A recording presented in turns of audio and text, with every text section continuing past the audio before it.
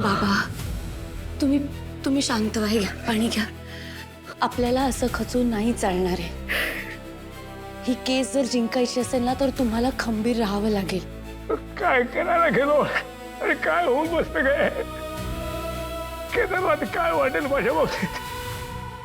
एक विश्वासघाती बाप, एक खुनी बाप गेला गेला ग. माझा पोरगा माझ्यापासून कायमचा दूर केला तारीने. तो तुमच्यापासून दूर नाही जाणार आणि तो तुम्हाला लवकरच बाबा म्हणेल. तू इतक्या खात्रीपूर्वक कसं सांगू शकतेस का तारिणी? कारण माझा तुमच्यावर विश्वास आहे.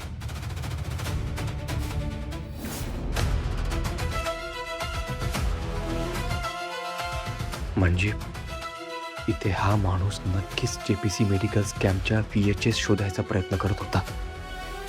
माझी गट फिलिंग एकदम करेक्ट होती.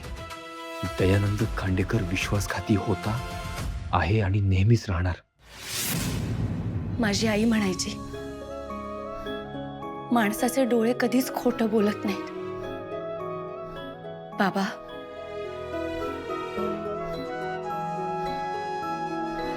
केदारचा विश्वास जिंकायला मी तुमची मदत करेन आणि मी तुम्हाला वचन देते, काहीही झालं तरी मी तुम्हाला निर्दोष सिद्ध करेन.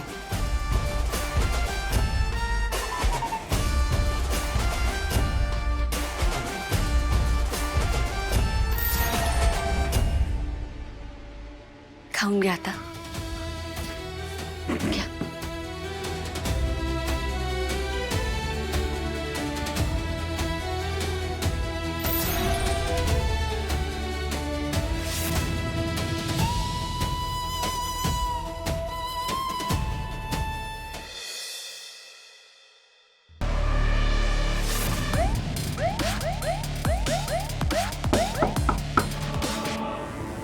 कोण आहे? बॉस,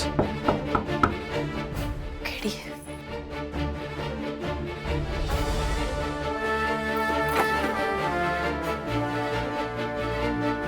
बरं झालं तू आलास, कारण काही दिवसातच आता बाबांची पहिली ट्रायल असणार आहे. आपल्याकडे वेळ खूप कमी आहे, म्हणून मी कामाला सुरुवात केली होती. हे बघ केदार, बाबांना त्या जयरामचा फोन आला आणि जयरामने त्यांना भेटायला बोलवलं. बाबा त्यांना भेटायला गेले सुद्धा, पण तिथे गेल्यानंतर त्यांच्या पोटात ऑलरेडी सुरा खुपसलेला होता. म्हणजे जयराम ऑलरेडी जखमी अवस्थेत होते. त्यांना त्रास होऊ नये किंवा त्यांना वाचवण्यासाठी म्हणून दयानंद खांडेकरांनी त्यांच्या पोटातला तो सुरा काढायचा प्रयत्न केला.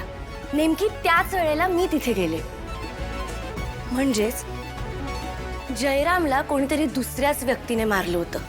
म्हणजे त्या माणसाला हे माहिती होतं की जयरामला आपल्यापर्यंत कुठली तरी इन्फॉर्मेशन पोहोचवायची आहे आणि ती इन्फॉर्मेशन दयानंद खांडेकरांपर्यंत किंवा आपल्यापर्यंत पोहोचू नये म्हणून त्यांनी जयरामला आधीच मारून टाकलं.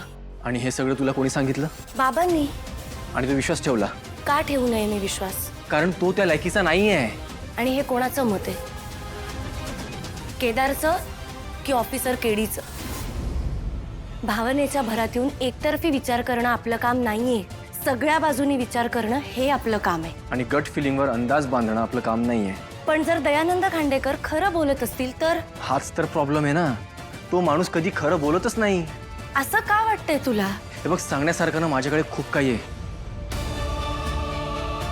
पण आता तू हा व्हिडिओ बघ, तुझा पण विश्वास बसणार नाही. MNNचं CCTV फुटेज आहे. एक माणूस स्टोरेज रूम मध्ये जाताना दिसतोय आणि अगदी अस्वस्थ होऊन बाहेर येताना दिसतोय. म्हणजे तुला असं म्हणायचंय की जेपीसी मेडिकल स्कॅम मध्ये? म्हणायचंय, माझी खात्री आहे हा माणूस ना खूप मोठा गॅमलर आहे आणि या सगळ्या गोष्टींमागे एक मास्टर माइंड आहे. तो म्हणजे हा दयानंद खांडेकर.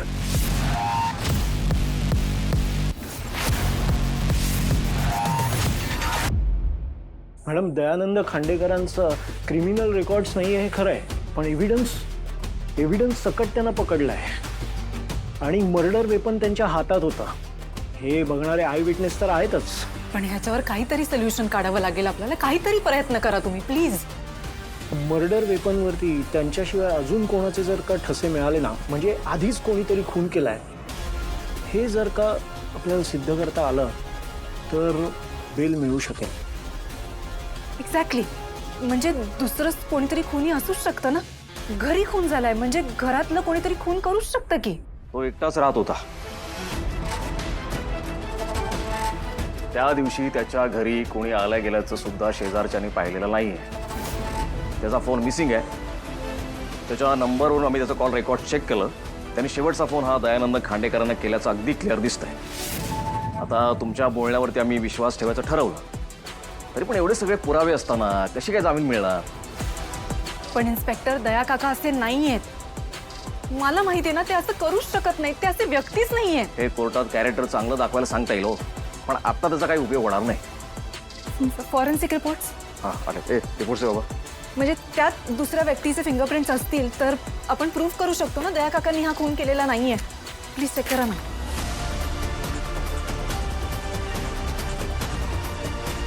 मॅडम, मर्डर वेपनवरती फक्त दयानंद खांडेकरांच्याच बोटांचे ठसे आहेत. So bell sorry.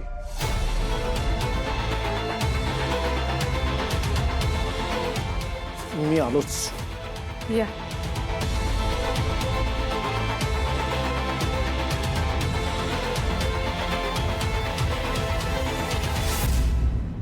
CCTV room यातून बघितली आहे बॉस. तिथे बाकी कोणताच डेटा मिसप्लेस झालेला नाहीये.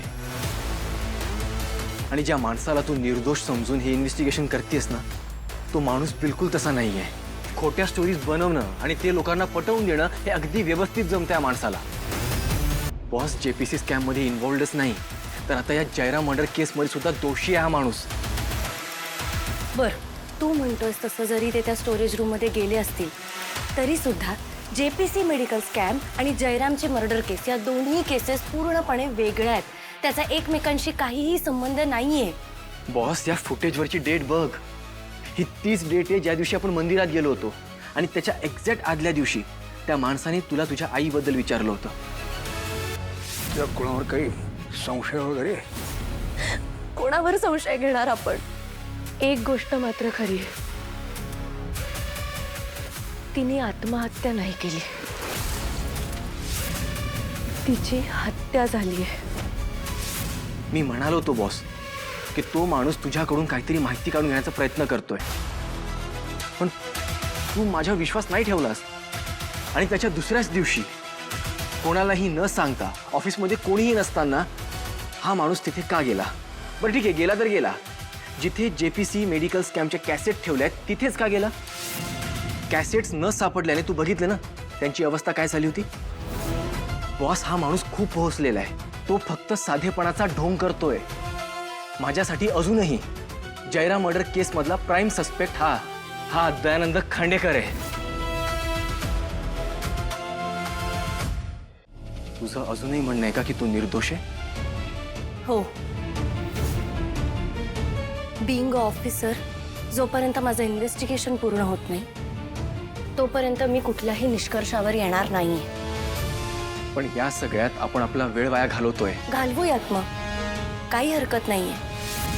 पण एका निर्दोष माणसाला शिक्षा झाली आणि ही सगळी परिस्थिती आपण बदलू शकत होतो तरी सुद्धा शिक्षा झाली, हे ओझं आयुष्यभर माझ्या मनावर राहील. तसं मला होऊ नाही द्यायचंय. त्यामुळे मी पहिले इन्व्हेस्टिगेशन करीन आणि मग निष्कर्षावर येईन. आणि तोपर्यंत माझ्यासाठी दयानंद खांडेकर निर्दोषच असतो. आणि हे कोणाचं मत आहे? दोघींचं, तारिणीचं सुद्धा आणि ऑफिसर तारिणीचं सुद्धा.